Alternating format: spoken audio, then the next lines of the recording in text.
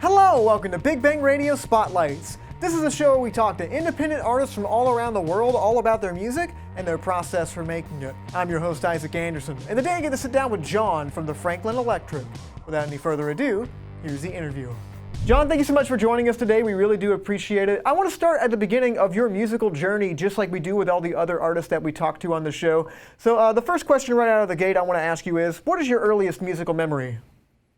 Well, I got, like I said, there's some memories when I was a kid, like my first piano recital, sitting on the bench, not touching the ground, my feet like hanging off.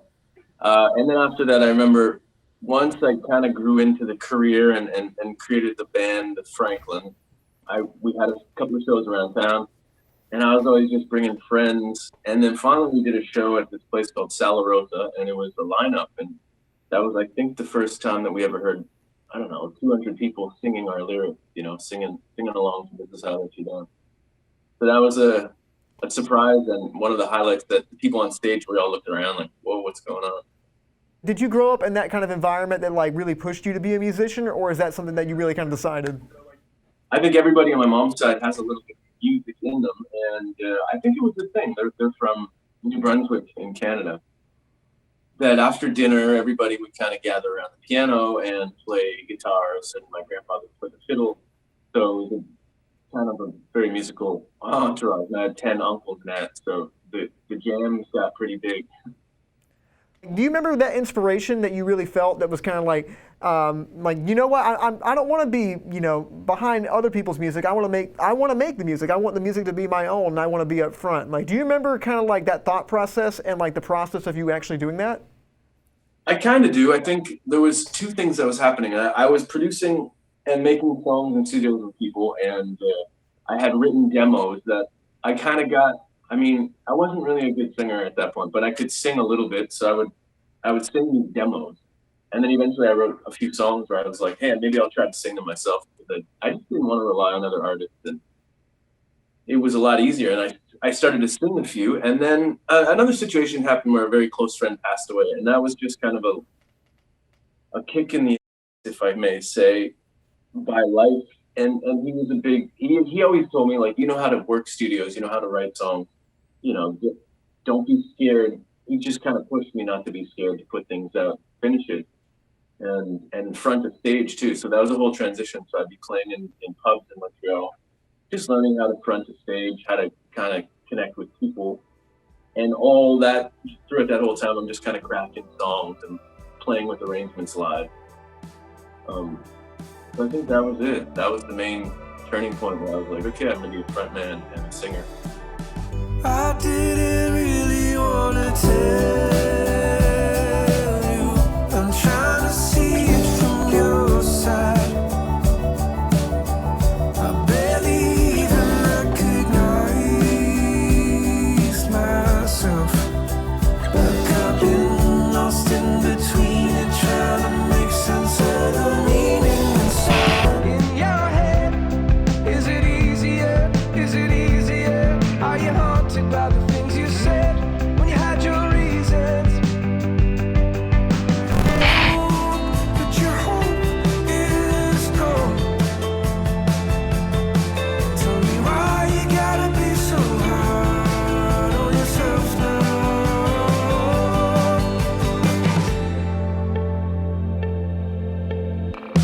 We tested time. Doing research on your music, I really felt your music had a kind of an ethereal, kind of atmospheric quality, but it was really driving and it was really grooving, and like it really kind of like, a lot of the stuff kind of like got my head bobbing a little bit, and other ones just, it really just kind of engulfed me, and it had a whole sort of vibe to it that it had like this space around it that I absolutely love hearing, and I'm really drawn to. When you write your music, I'm just curious, like, do you, what's that process for you? Like, do you usually try to like come up with some tunes first, lyrics around it, lyrics first? Like, I don't know, or like, I imagine it's probably different all the time, but like, do you have a set way you kind of like to do that? I'm big on improvising. So like, I'll just start playing song and, it doesn't really make sense. I'm playing chords. I might make jokes. I feel like it's important to get past a point of thought. So for me, I'll just press record. I got a little sort of studio here, and I'll set up some mics. I'll just start improvising ideas of the mood of the day, you know.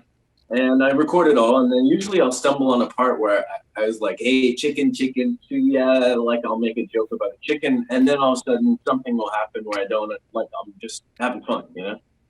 And if I can capture those moments of like fun and or pure emotion, if something comes out where I'm like, "Whoa, that wasn't even me doing that," you know. I'll try to put together the moments like that, and then you know, they're a dime a dozen too. So there's a lot of stuff that goes in the garbage, but I usually start from some sort of jam or improv. As far as like actually like coming up with those ideas and everything, do you have like do you say, you know what, on these days I like to kind of, you know, just jam around, see what happens, or is it just like, you know what, I'm just gonna wait till I have that like that kind of inspiration, that spontaneous kind of feeling to go for it? Like how does that work for you? Like, are you pretty regimented with the way you kind of like trying to come up with things, or you just kind of let it happen like that? I like to, even like the original idea might be on a phone. I remember writing "Strongest Man Alive." It was one of the hardest. It's a song on one of our first albums, on the first album actually, and it has no form. Like, it doesn't have a standard form, and it was just like a emotional kind of spew. And there's bars of two, and then a bar, you know, a full bar, and then a 1 bar hit, and then punches. Like, it's all over the place, but it's guided by this vocal and the narrative, which is super important to kind of you know, set down like a topic, like, you know, something that I'm saying, something that I mean.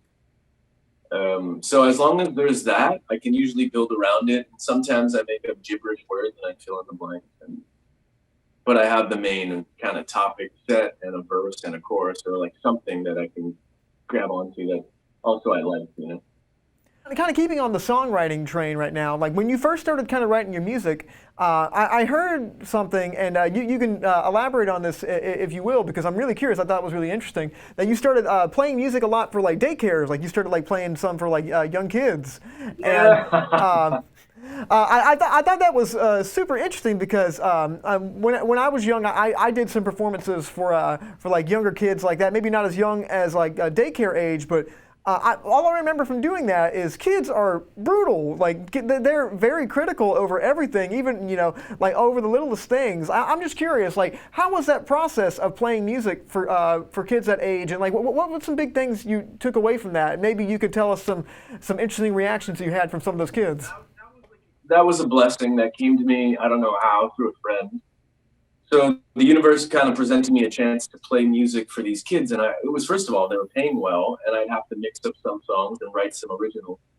But like you said, kids have no kind of filter, so it's like handling a bunch of drunk people, you know, who are going to say and do what they feel, and to capture their attention takes some sort of spark. You know, you can't just go in there and be on autopilot. You have to connect. So there was like this connection thing, and at the same time, you know, the voice is a very tough instrument, and it is a muscle. And even today I was singing, and I'm like, wow, I haven't been singing enough and doing exercise and keeping the muscles in check. But when I did the daycares, I'd be singing 3-4 hours a day, and it's simple songs. And I made a point not to stylize anything. It's to sing very, very, very kind of simple melodies. And I saw my voice actually develop in.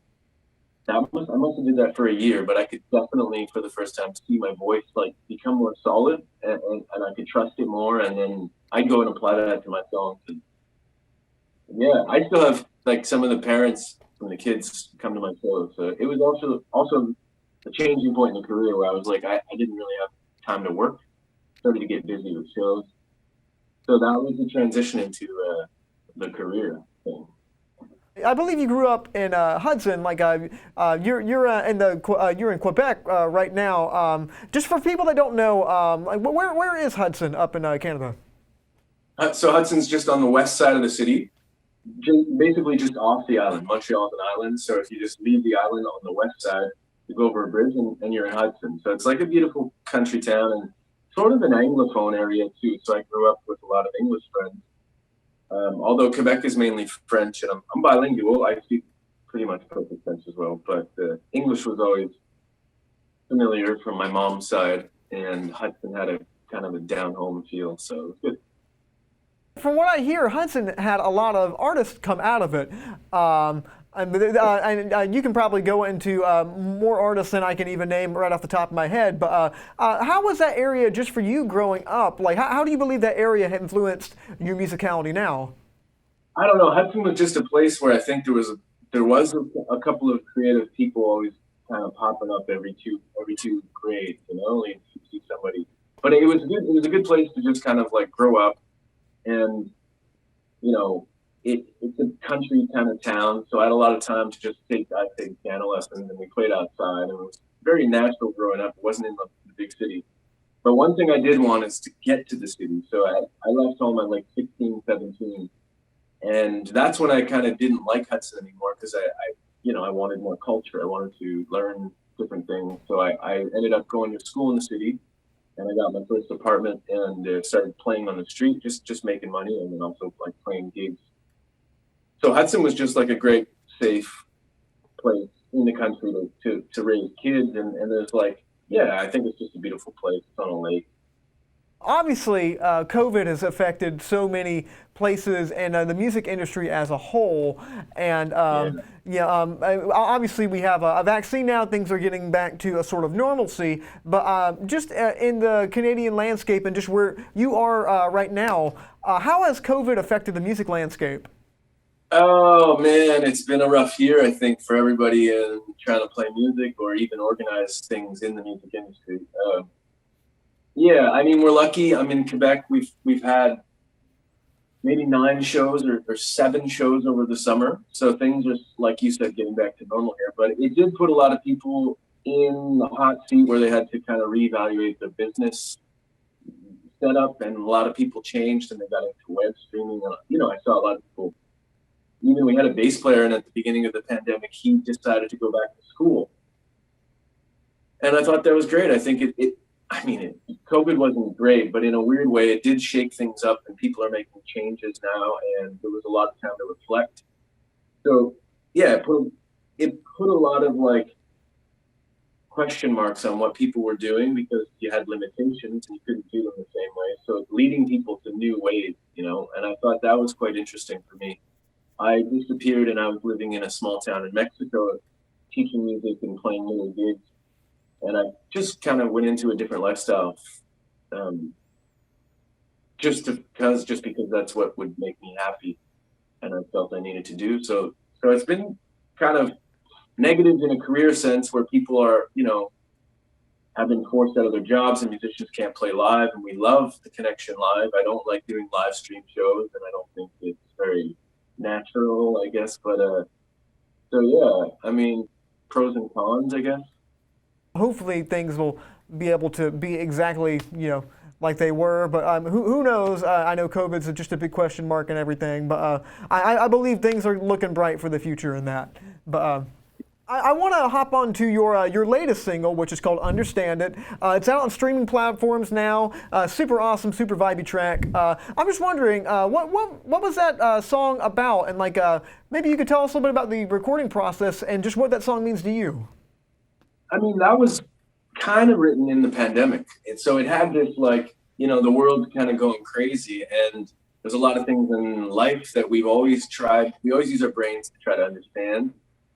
And I guess that was the inspiration for the track. It's just like actually not being okay with not understanding things, and that whole concept of okay, it's not up to me to always make sense of everything. And some things you just kind of got to let go of, and then some sort of understanding might come to you, but it's not forced, So that song I wrote in the beginning of the pandemic, and then I took off to Vancouver and recorded in a beautiful studio out there with a guy named Jon Matte.